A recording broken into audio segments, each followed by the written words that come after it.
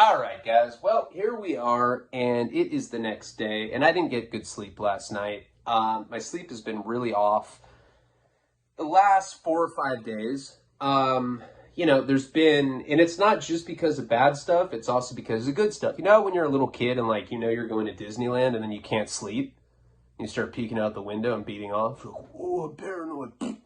No, it doesn't happen. But you know what I'm talking about. When you know when you're really excited for something, Christmas, whatever, it's hard to sleep the day before because your brain won't shut the fuck up and just chill for a little bit. Unless you massage your prostate. You're like, whoa, this feels fucking relaxing. I'm tired now. You fall asleep with your finger in your ass. Your parents send you away. And there's other people that do it too. Me too.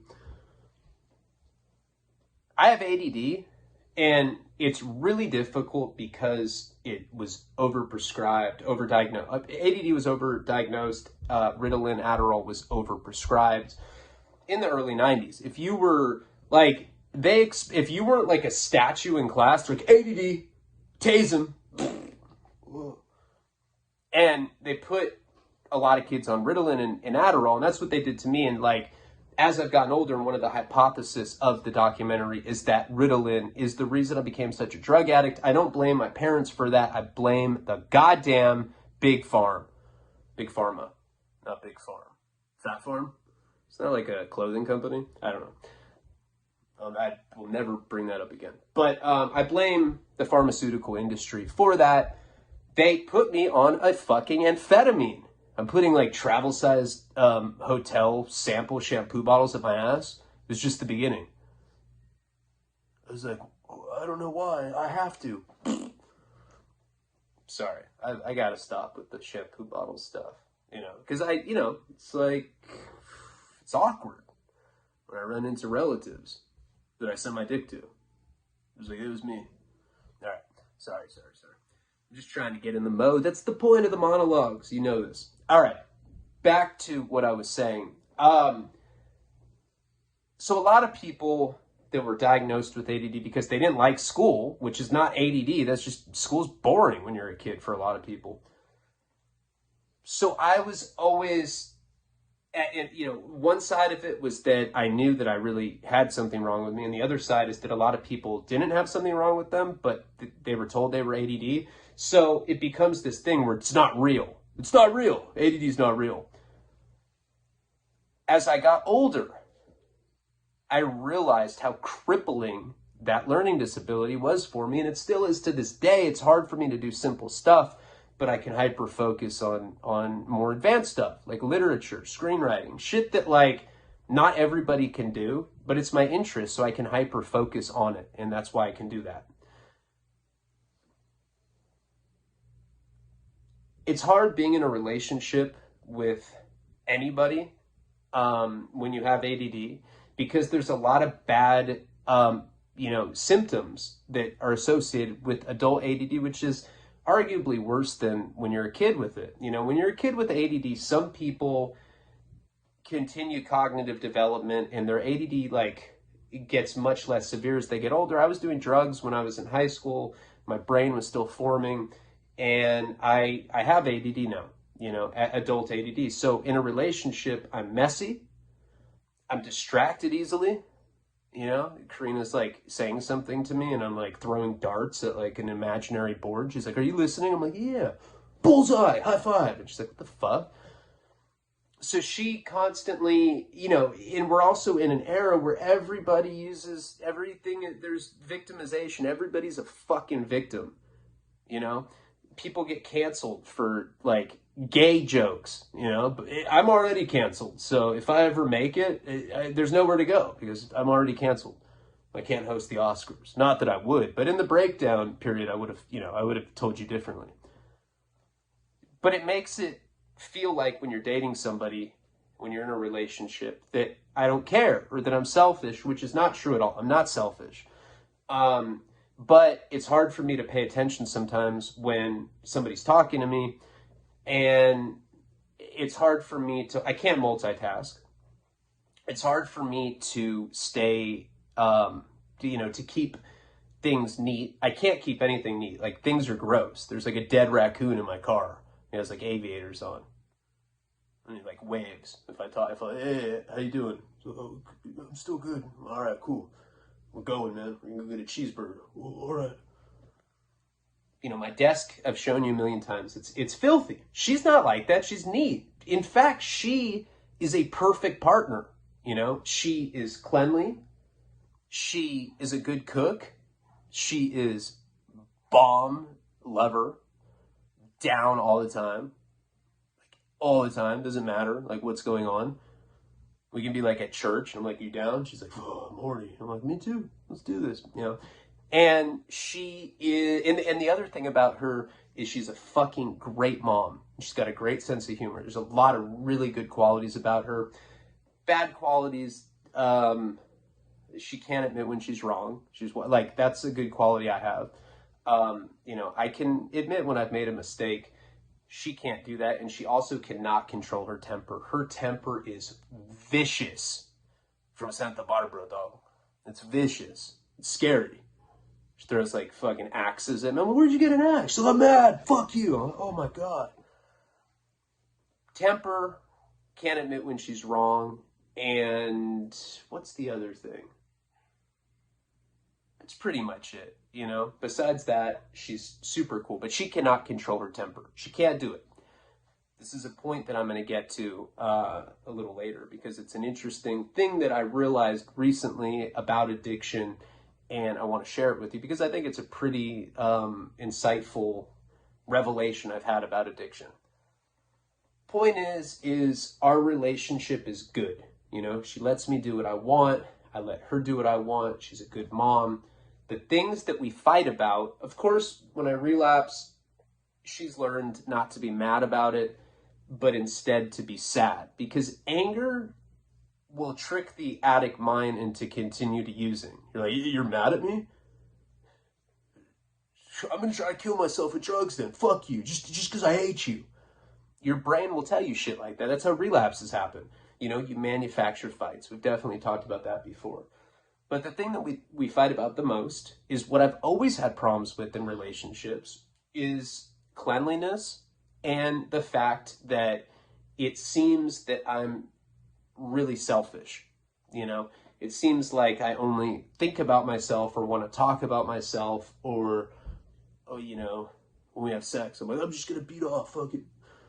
You know, from an outside, you know, appearance, it looks like I'm not considerate, right? That's not on purpose. You know, I think that I am a considerate person. I'm very generous. I'm loyal. I'm good to her, but the cleanliness, you know, it seems like a petty thing, but it's a major issue I've always had in relationships, except for you are such a drug addict, because that bitch was a pig. We would like roll around in mud, like eat like 6-inch sub sandwiches together. Like, we love this place. It's a great apartment. You guys have seen video footage of it. It was nasty in there. All of my places have looked like that. So those are the things we fight about. And if those are the only problems you have in a relationship, you know, it's definitely stuff that we can tolerate. And that's a big part of being in a relationship, is tolerating, you know, your partner's quirks or whatever. I've come to accept she can't admit when she's wrong. It's very difficult for her. You know, so yeah, you're right. You know, I become more agreeable. She's come to accept that I'm a dirtbag. You know, there was a period in here, I'm pretty sure that I told you guys about it, where the toilet was clogged. And I have a bathroom down here and there's a bathroom upstairs. There's 2 bathrooms.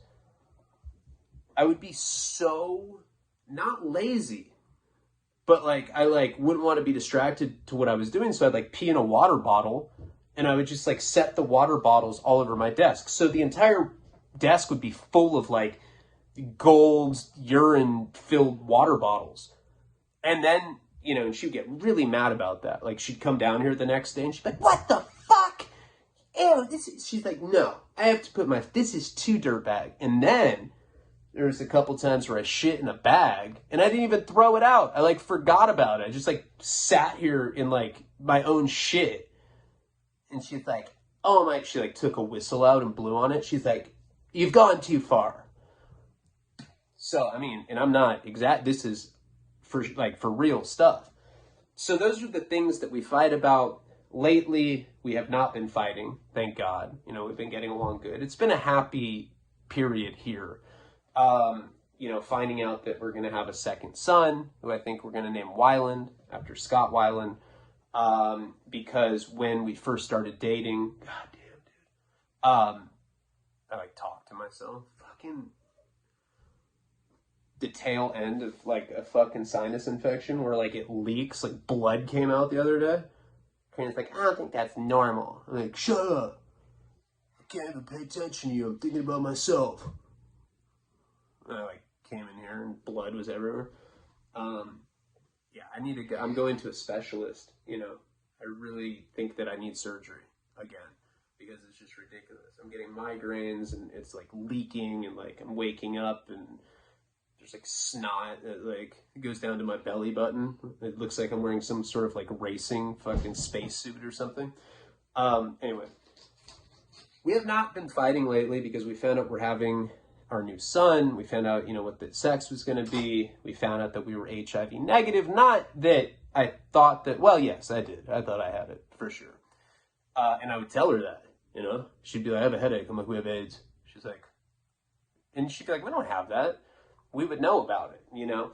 And I was convinced because I'm a hypochondriac. So to get the negative results, we were like, you know, I was stoked on that. I've been telling everybody. Tell everybody. I just call random numbers.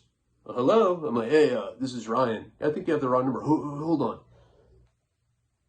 HIV negative, bro. And I hang up. And that's kind of an exaggeration, but like truly, like we've been like, the other day when we were like at our head shop, when I was buying vape juice, I was telling them that I was HIV negative. I told them the same thing when we were at Subway. So, yeah, it's pretty close to the truth there. I hit the bestseller list. I was on the Bret Easton Ellis podcast. I was on Dopey. I was on Jessica Kent. Things are picking up. We just signed Lucas Seller as the director. You guys saw the other movies that he's done. Like, that guy is a legit documentary filmmaker. It's really going to come out now to the best that it can possibly be. And then on top of all of that, I have another film deal that is pretty major. That, like, we'll probably know within the next 2 weeks. And, like, if this is the kind of thing where it's not like I just sign a piece of paper and get money. It's the kind of thing where I sign a piece of paper and within 6 months the shit's out, you know. That's the Mike Virgin script that I wrote with Nick. Yes, we already got producers attached to it, but we're talking about like it's actually about to be greenlit by a studio and we're just waiting right now. And I don't know for sure if that's going to happen or not, but it's looking good. Like, you know, I heard from attorneys today, and it's looking like it might actually go down. You know, a team of people is making that decision right now. And if it does happen, it's going to be a big movie, like over $10 million budget with like legitimate actors and like a volleyball with like a handprint on it. That'll be Mike Virgin. So, you know, that'll be exciting, especially if you guys that have been following me for a while, you like that story. That would make a really fantastic film. And I think we did it where it was very close to what actually happened, you know. So all this good stuff's happening, but, you know, the thing with my mom is definitely weighing on me. Our relationship has gotten better recently because of us being happy. You know, like I can say I'm legitimately happy right now. I'm off drugs except for kratom, you know, and like for me, whatever. I'm not even smoking weed, no cigarettes. I'm proud of all of that stuff. But, you know, I've explained this, like there's other goals that I have now. Want to get in shape. I want to kind of start healing, you know, emotionally, mentally. God, this dog just scratches at the door. Adopt this dog, they do that. And part of that is addressing the ADD. Well, how do I do that when I'm a drug addict? I can't get back on Adderall. I'll be like boofing him. I'll be like, I can concentrate. I have to do it this way. You know, I mean, but truth be told, I abuse medication when I have them. When I was on Suboxone, I had to shoot them. That doesn't even do anything. That's some weirdo shit. I'd be all dramatic. I'd like tie off. Oh, I'm sick. I wouldn't even be sick. You know, it's just, that's my nature. I'm like a legit piece of shit drug addict, you know? And the ADD thing, as I open this video with, that feeling you get when you're excited to go to Disneyland or you're excited for Christmas and you can't go to sleep because your mind doesn't shut off. My mind is like that 24/7, right? And that's why I use drugs. That's why I liked heroin, because heroin shut it the fuck up. And like, I was like, oh, I'm about to die. This rocks. Crack, same thing. It took me out of my head. That's why I always like psychedelics, because I'd be so tripped out. I wouldn't have to have these racing thoughts, which are pain, man. That shit's pain. It hurts. Feels like there's, you know, I'm sitting on a spear or something. Fucking sucks. And then, to make matters worse, the first time that I went to prison, you know, 5 years I get out, and I had been around brutality. You guys have heard some of the stories, not all of them, you know, like, when I did my first 5 years in prison, I skimmed over a lot of the fights and like stabbings and stuff, and I made it more kind of like plot oriented, but I didn't focus on like the day-to-day as much. And like, that's the purpose of that series right now. But I saw a lot of fights, you know, I saw people get hit with locks and socks. I saw the baby oil thing, people's faces cut with straight razor blades, people stabbed. Lots of dicks all the time. I saw more dicks in 5 years than a heterosexual man should have to in an entire lifetime. Like, all I think about now is dick. I should get dick wallpaper. That would be like my mind. I'm sorry for saying that for relatives.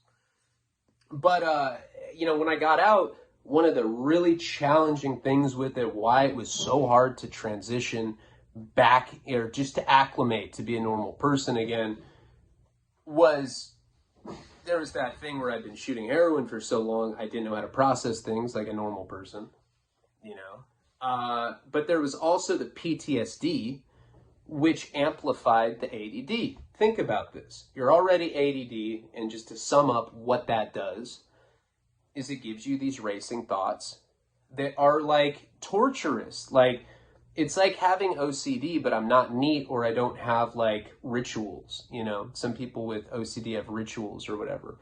My racing thoughts are more a looping track that just will, it's just like when you're excited to go to Disneyland, but it's not always good stuff. It's bad stuff. Do I have AIDS? I have AIDS. That's all I can say.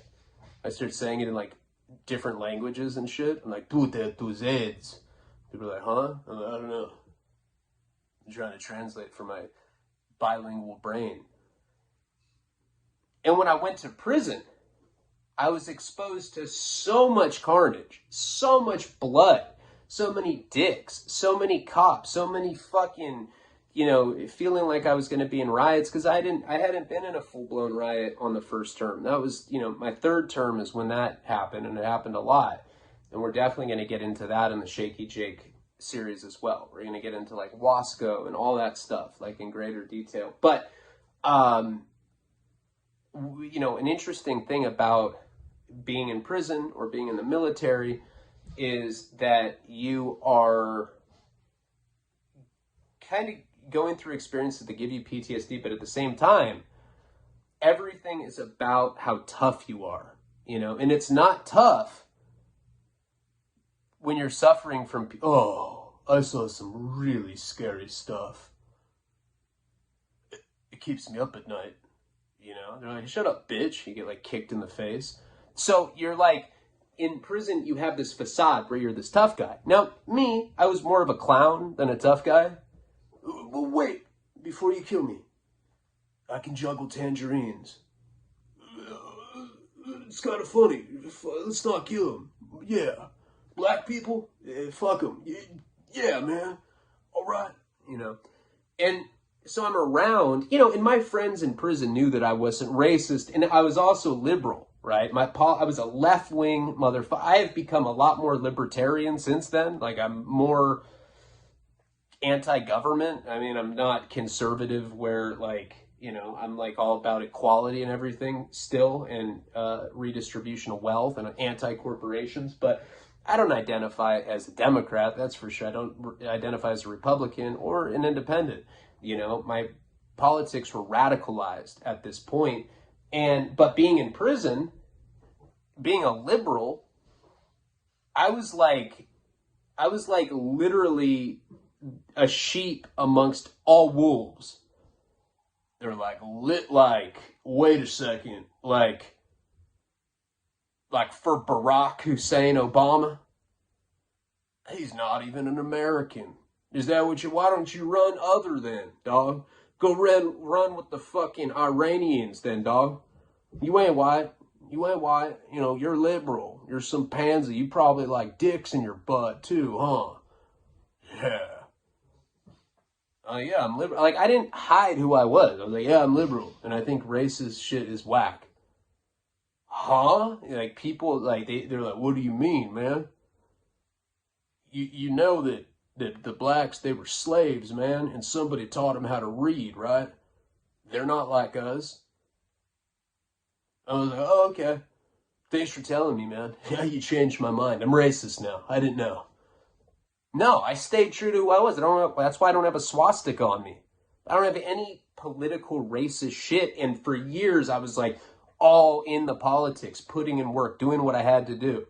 You don't see anything that resembles anything racist. No racist symbolism on me. A lot of people in prison are impressionable. So at the same time, when I'm staying true to who I am politically and like what my views are, because I've never liked racist, homophobic people, whatever, right? But I also don't like sensitive fucks either, Like, if you say the word faggot, that does not mean you hate gay people. It's like we grew up on Eminem. Like, whoa, now we can't say that? Fuck that, But at the same time, I don't use the N-word, Probably did jokingly as a teenager, like even with my black friends, I wouldn't do that now. Like, people have like told me that that's not cool. Some black guy that talked like Morgan Freeman, he's like, life wasn't easy for Andy Dufresne, using the N-word, getting, beat up by fairies. I was like, okay, all right, I won't say that anymore. And the F word for gay people is offensive to a lot of people as well, but there's no hatred associated with it, and I hate how if you say that, you're canceled. This will be like played somewhere at some point. See? He hates gay people, and he hates himself. Let's give him a fine. Fuck it. $8,000? I'm like, all right, yeah, give it to me. And you get canceled. I don't like how sensitive people have gotten, but at the same time, I definitely have always been for the underdog, and I support marginalized lifestyles like gay people, any minority, poor, it doesn't matter, and we're like in a weird place right now where if you're like that, you're gross. Oh, you're a PC culture guy, you're a cancel culture guy, you're a victim. No, I'm not. You can still like want equality and not be for all the other stuff that it represents, But anyway, sorry for going off on a political rant. I'm sorry for saying that word. No, I regret it now. I try not to use it, Like, I don't like saying retarded either. There's certain words I don't want to hurt other people's feelings, But anyway, as I'm getting PTSD in there,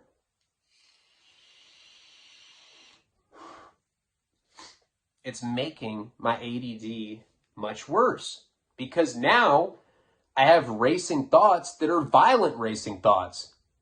There's like gorillas smashing fucking turtles with sledgehammers. I'm like, why do I have to have that as a looping thought? Fuck. No, I would see a lot of the stuff that I was exposed to frequently. And that's common. Like, with war veterans, they talk about it all the time. They see Vietnamese children like missing their fucking, like, cut from the waist down and like guts spilling out of them and shit that really, really stays with you. Prison did that, but while I'm in there trying to stay true to who I am politically, ideologically, all of that shit, people make you feel like you're a pussy if you talk about your feelings. Like, if you say you're depressed in prison, someone will just like come up to you and slap you in the face and take a bag of commissary that you don't have. But they'll like, here's a slap, and then they'll go to your cell and take it.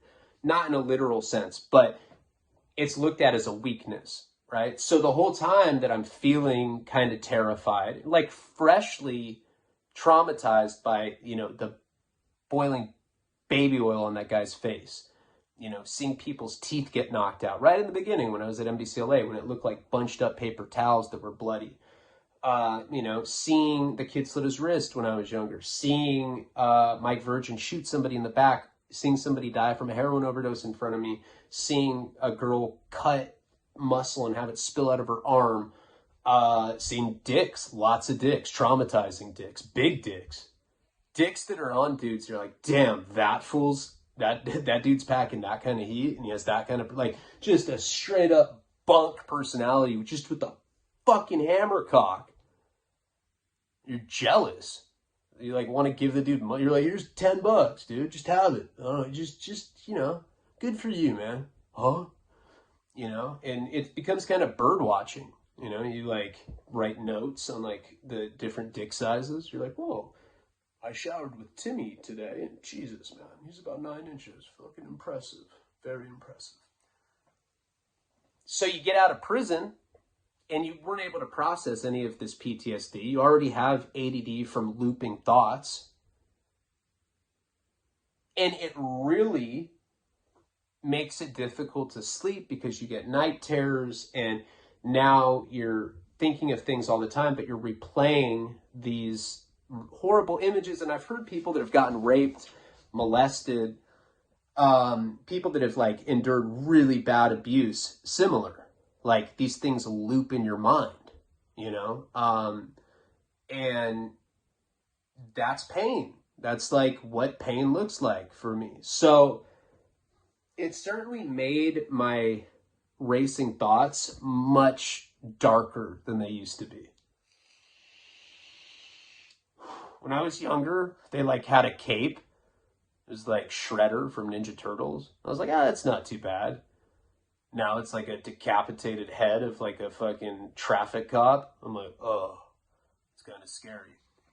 And what happens is, like, last night, for instance, I lay in bed, you know, I took an Ambien last night, and I don't take those like ever, but I haven't been able to sleep, and I'm trying not to smoke weed, you know, because I'm trying to go the sober route now, because I want to be a better version of myself. And I couldn't sleep. I just laid in bed like a hot dog. Like, oh. I was like freaked out. Karina was like, are you okay? I'm like, no, I'm having a trip. I'm hallucinating boiling hot baby oil on someone's face. Like, not again. This episode sucks. And I stayed up like all night, just tripped out, but thinking about my mom, and, you know, sometimes, and then you go to sleep. Like, that's why I used to smoke weed, because I'd have these night terrors, and that shit is fucking terrifying, because all of a sudden you're back there, you know, but you're like in a Back to the Future, like, orange vest, and like, you know, Doc is right there, and you're like up close to these traumatic events.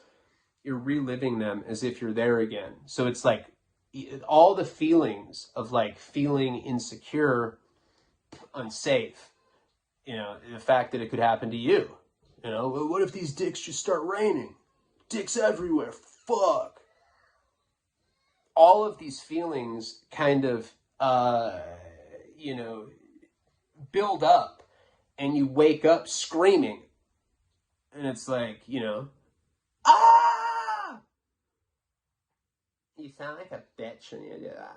You know, and it freaks Karina out. Like, I'll wake up and I'll just be thrashing, you know? I'll like be throwing butt fuck jokes in too. Butt fuck my cock. So these are some of the challenges that I'm having. So, now,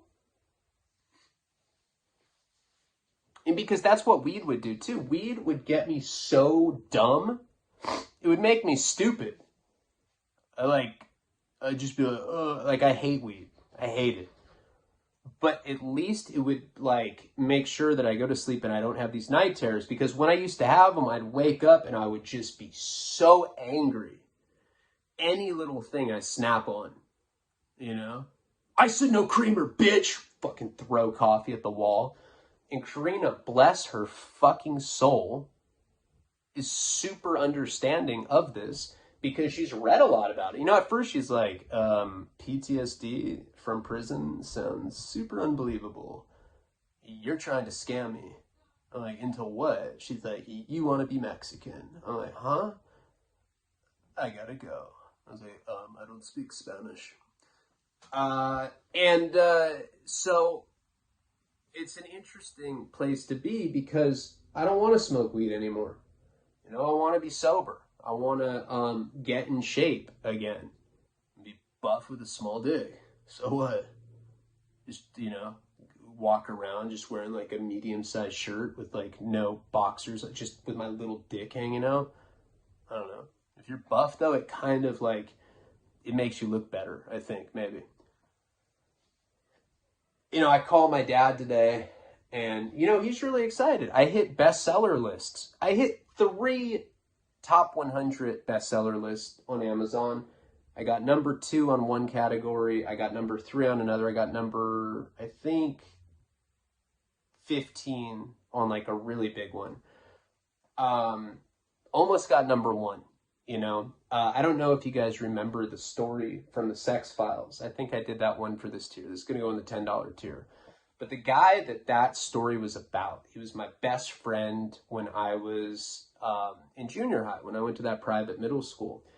And he's the guy that we went out to Mexico. He ended up getting caught with weed and he got expelled and he didn't tell on me.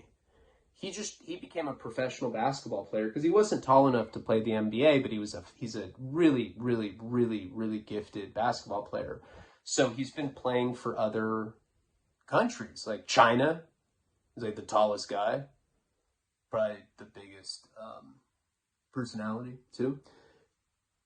He's played for like China, all over Europe, Italy, shit like that. And, he really has had a great life. He's a huge success story. Those guys get paid like $200,000-$300,000 a year to play overseas. And he just wrote a book, and it hit the number 1 bestseller list on like 2 different categories on Amazon. And when I was number 2 and 3, we were so close to both having bestsellers at the same time. And I was like, God, it's just interesting. It's really hard to get on these lists to begin with. Most people that write books will never see any sort of bestseller list, and then some people hit like the New York Times bestseller, like the really big boy shit. I was just on the Amazon bestseller list, but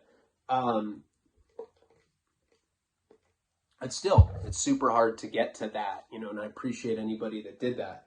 I was hoping that he would hit number 1, or that I would hit number 1 at the same time as him. Just, what a story. I went on to be like a disgraced crackhead. Been to prison 3 times. Pimping especially is like, there's people that will never accept that. Oh, you're a scumbag. Fuck you. Human trafficker. Which, the reality is I was trying to help that girl. I put that on everything. I was trying to make sure she was safe. But as this is going on, it's the kind of thing where my obsessive mind, I'm checking the stats every 2 seconds because I want to hit number 1. I've never hit number 1.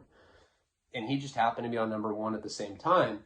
So when I get like that, I'm completely preoccupied. And then I saw the condition that my mom was in, and it really like threw me off. It really sent me south. And then all of a sudden, my racing thought track is the bestseller list, being on Bret Easton Ellis, you know, having like one of my biggest literary heroes like really say nice things about me, that it meant so much to me. This deal that's going through with Florida, you know, like that might actually come out like soon, like before this year's over. Like we're really close to closing that shit.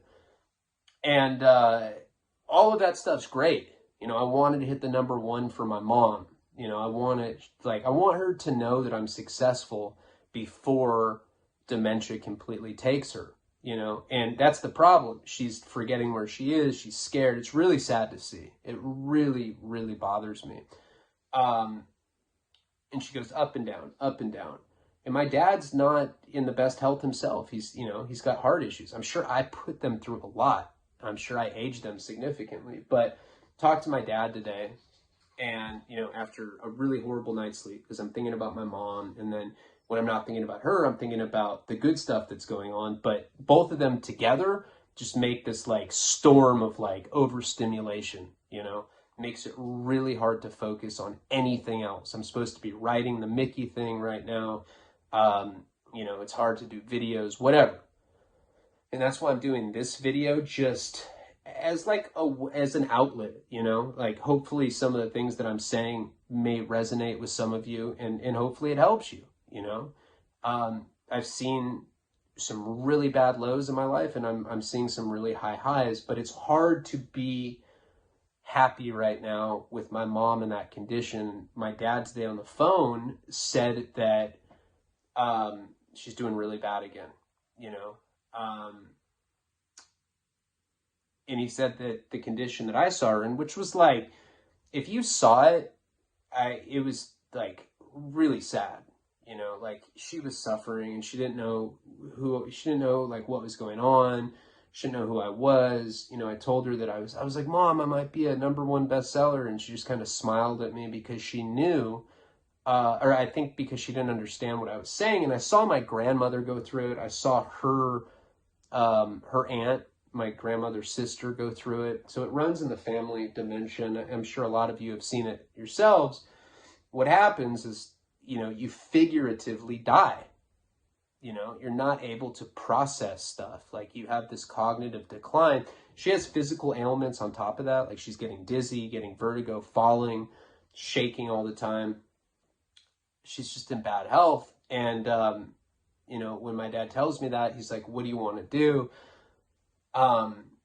You know, it costs a lot to get in-house care, but I know that that's what she wants. And, you know, it comes out of my inheritance. And I told my dad, I was like, I don't give a fuck about the money. Like, I would rather my mom be comfortable. If I have to choose between me getting money from my parents in an inheritance or my mom, like, spending the last years of her life in comfort in a place where she's not going to be scared and confused, I'd choose my mom over money any fucking day. And so we're like, we're exploring options right now. And I asked my dad, I said, hey, you know, is this #1 bestseller thing, which I think that opportunity's gone. I'm like #5 today on that list. It's really hard to get #1. You know, I'm competing with like big time books. Like, to give you an example, this is substance abuse. I'm #5 right now. Brandon Novak's book is like 40. So I'm doing a lot better than him right now, but I'm competing with like books that have historically done better. And I wanted to hit that #1, of course, for myself, but I really wanted it for my mom. I just wanted her to know, well, she can understand that like her son made it or is making it or whatever, you know, and that's probably arbitrary shit. That's just like my own perception. You know, in a lot of ways, I already did make it, you know. I'm self-employed and I've given her grandkids, but I really, really want her to know, you know, that I turned it around and that I accomplished things that other people didn't. You know, her sister is like always kind of putting it in her face that her kids like are all college graduates and they all like blah, whatever. They've like done what they're supposed to do.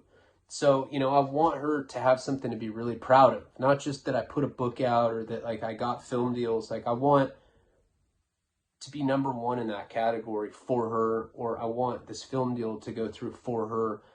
And I asked my dad if she'd even understand, and he said, probably not, and that's the truth. And that's something that I have to deal with, because people say it all the time, you don't appreciate people until they're gone. And then you're full of all this regret, resentment towards yourself, whatever. Paul, that's plagued me big time too. Paul and I were always bad drug addicts together. Like, he was for sure on the same level as me. He just didn't, he would have limitations because he couldn't afford stuff. Like, if I couldn't afford something, I'm going to sell drugs. I don't care. Who cares about prison? I'll butt fuck in there. Yeah. I always knew I was going to go to prison, and I just didn't care. That shows how bad my addiction was. When we had met, we had these ambitions to be artists, not to be famous, but to be well-respected artists. And I think for the same reason that I wanted it, your whole life, everybody telling you that you're delusional, that you won't make it, that your ambitions and your dreams are stupid. People always did that to me. You're stupid. Your dreams, you know what I think your dreams? Chew on some beef jerky and spit it on my belly button. That's what I think. Now you have beef jerky on your belly button, bitch. We just wanted, I think a lot of that too is to make our parents happy. You embarrass them so much when you're an addict. You steal from them. You're horrible to them. You're emotionally abusive towards them. Their kids, their friends' kids are accomplishing things, and you just gotta oh well, my son just got accepted to drug court. He might not have to go to prison after all. He's doing great, and it starts to weigh on you. Paul's parents cut him off way long time ago. And he only reconnected with them when he got sober for 5 years. And then the last 5 years of his life, he was relapsed again. And it was just awful to see. And as time went on, because Paul was a good editor. You look at Kill Horse, that's good stuff. It's quality. It's subversive. It's something one of the producers of my doc was looking at it the other day for the documentary. And he said, dude, some of that shit looks like, 90s MTV stuff. It's cool. And at the time, that was considered good editing. I always really believed in his talent, and we supported each other. He always really believed in my writing. Back then, I'd write a page of shit. I'd write short stories about a French talking syringe named Jacques. That was Jacques the talking syringe. And it was going to be this weird metaphor about the industrial side of addiction. I don't know. We were smoking crack then. But we had these ideas, and he was he won a couple short film contests. He made a commercial for Converse, and it looked like he was headed in in a good, there was potential that he could make it. And then what happened is he got sober. I went to prison. I wrote my book because I actually had time to do it. And during that time, he rebuilt his life. He became a sponsor. He sponsored people below him. He got a great girlfriend who I love. They got engaged. She's one of my closest. She's a fucking angel. I love that girl so much. She's like a sister to me. She's the kind of person, if she ever called me and she's like, my boyfriend hit me, I'd drive from LA up to where she lives in Monterey, 6 hours away, and I'd beat the living fuck out of him because I love her that much. But once I got out, and I'd send Paul chapters of the book. I found a handwritten letter that I think I read that to you guys at one point. I just found that the other day. And he was very supportive of my writing. And then it came out, and he was one of those guys that was always promoting me. You can go on his Instagram and you see him promoting me 5 years ago, He's always just was happy for me, and you have a lot of friends that get jealous when you get some, any kind of success that's outside the norm. You have a lot of people projecting. He was never one of those people. And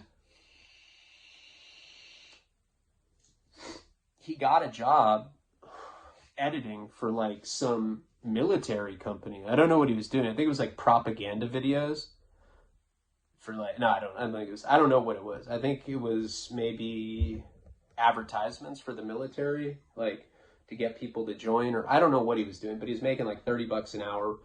He had a car, he had his own place, he had sponsees, he was going to meetings. 5 years he had sober. And when I got clean, he had like 2. And it was the kind of thing where I saw him get clean and I was like, God, if that guy can do it, anybody can. And it was really that. And he helped me, kind of like ushered me and guided me like into sobriety. And then he relapsed. And when he relapsed, he still had ambitions. We still were going to do stuff together. And then he got addicted to dust off and he just started really declining. Cognitive decline. He wasn't as sharp, he wasn't as witty, he was a different guy. Still nice, still warm, still super lovable, but the artistic ambition, it like the fire seemed to go out. But he got into painting and he got into, he wrote a book. And after he passed away, one of the regrets I have,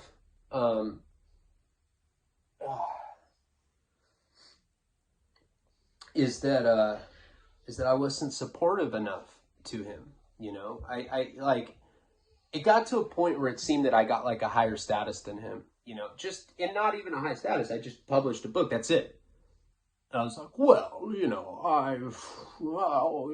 I've been writing. I'm actually self-taught.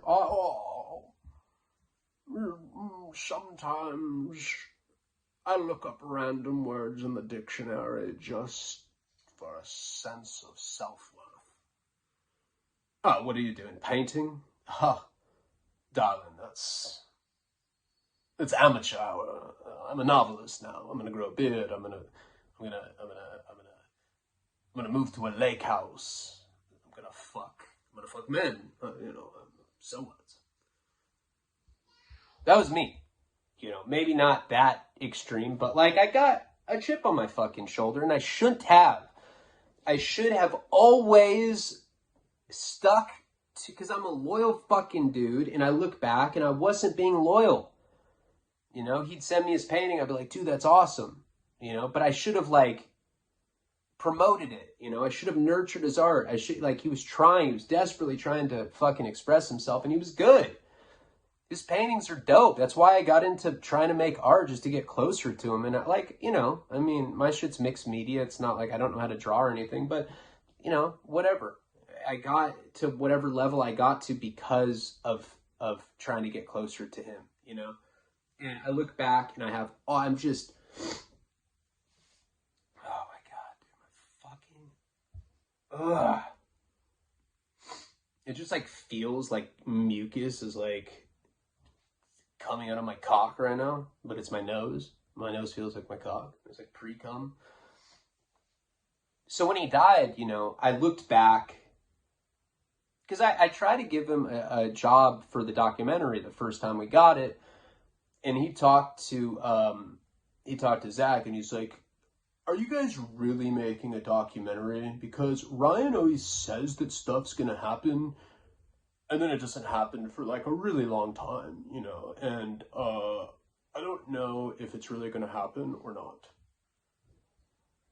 Now, he didn't mean that I was a liar. He meant that it takes me forever to fucking do things. It takes me years to do anything. And I was like, dude, the fucking movie's going to be done in 3 months. I need you to edit, He didn't believe what I was saying because I'm so disorganized. It's hard for me to keep any kind of deadline. But Zach interpreted that as like one of my best friends at that time, if not my best friend, telling him that I was manipulative or dishonest, which wasn't true. And he explains that in the interviews, and thank God he like set the record straight on that, because it was left open for interpretation with Zach. Zach was like, he says you throw darts at invisible boards. True or not? I'm like, true, but, and it made me mad. It felt like he was trying to sabotage me. And at that time, I was going through my breakdown. I had an inflated sense of ego. he wasn't working, you know, he was like on disability, and he was like basically like his girlfriend, fiance, was supporting him, and he hated that. And I was like, what, you know, and like, I was just homeless, squatting in an abandoned house. I was like, get a job, bum. You know, and I was just being a dick. We had a falling out, and then we made up. But stuff like that, you know, because he was my real friend. You know, he wasn't just somebody, some acquaintance that I had, like some old homie that like I've been friends with for years. And like, yeah, he's a brother to me. That motherfucker was a brother to me, you know? And I miss him so fucking much. You know, it's like, he's the kind of guy where like, when I hit a bestseller list, he's the first guy I would have called, you know? And like, he would have been happy. Not just because that's what you're supposed to say or how to be. He was happy because he loved me. You know, Karina said when I was in prison, he was the one that reached out to her the most. All the time. How is he? You know, I'm worried about him. I'm sad. I'm thinking about him. I love him. Let him know I love him, you know. You know, what's his address? He'd send me random letters. The guy loved me, you know, and I wish that I had been more supportive in those last years with him. And I can't take that back. You know, I know when I did that video for him on YouTube, my YouTube wasn't huge. I think I had like maybe 7,000 subscribers, but he had been trying to do a YouTube for a long time without success. And he, again, no jealousy, just he was happy for me as a friend. And that's, you know, you're like, well, I have a lot of friends like that. I mean, really, do you? You know, people hate on you, you know? People hate on you like if you have a pretty girlfriend, or if you have a nice car, or like if your dick is 10 inches long. They hate on you. They get like pulled over. They're like, I want to tell on someone right now. I'm going to tell on Ryan because he's got a 9-inch cock. I don't, but just an example. And so these are the kind of things that plague the addict or alcoholic.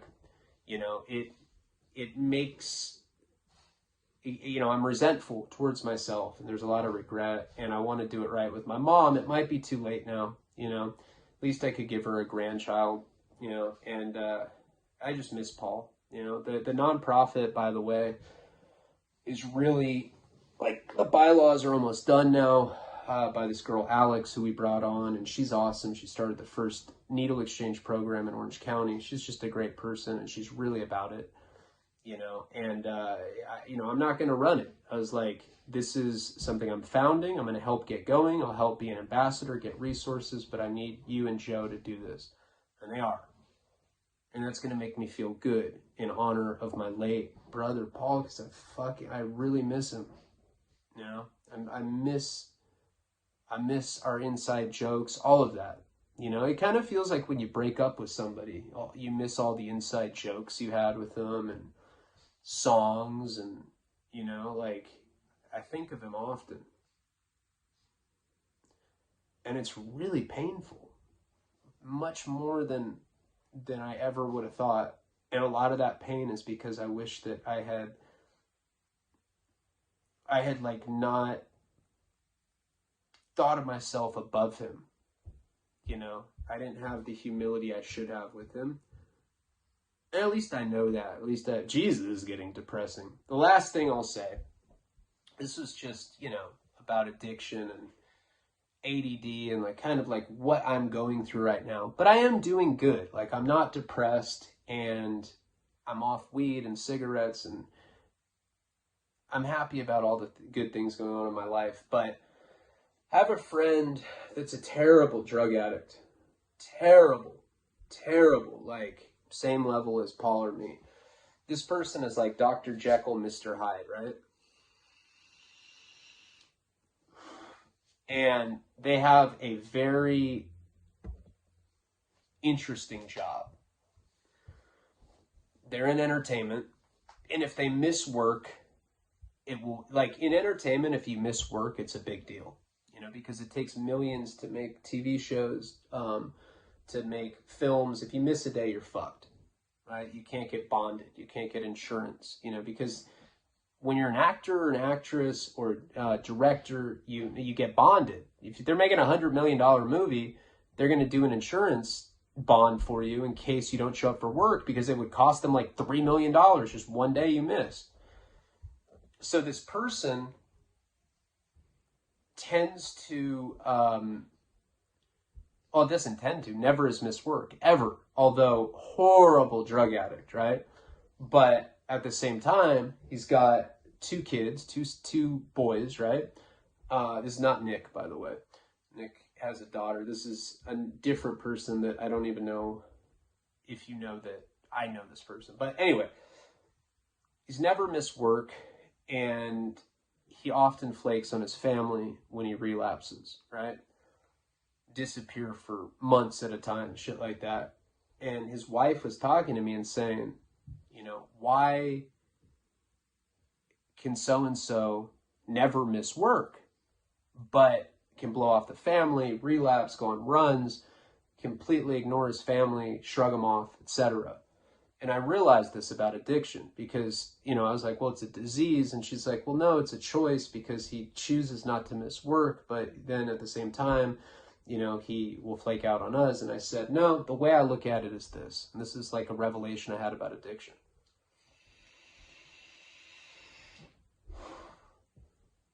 But fuck me, Grandpa.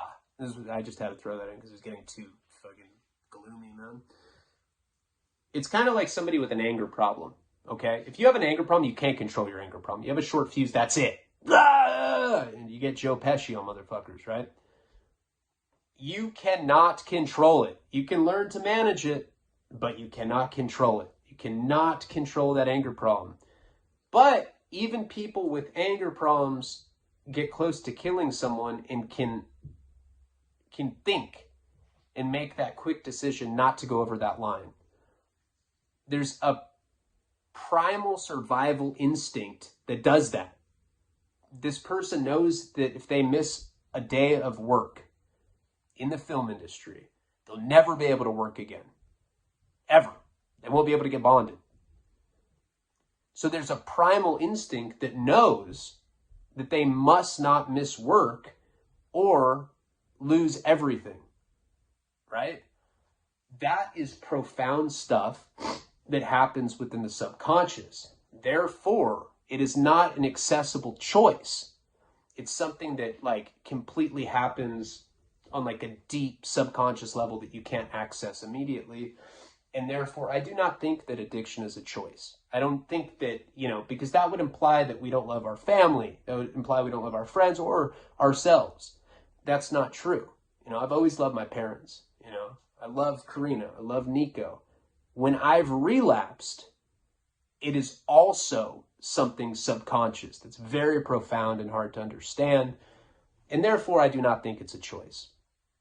All right, sorry for this long, depressing mono. This is for the $10 tier. I'm doing Sex Files tonight.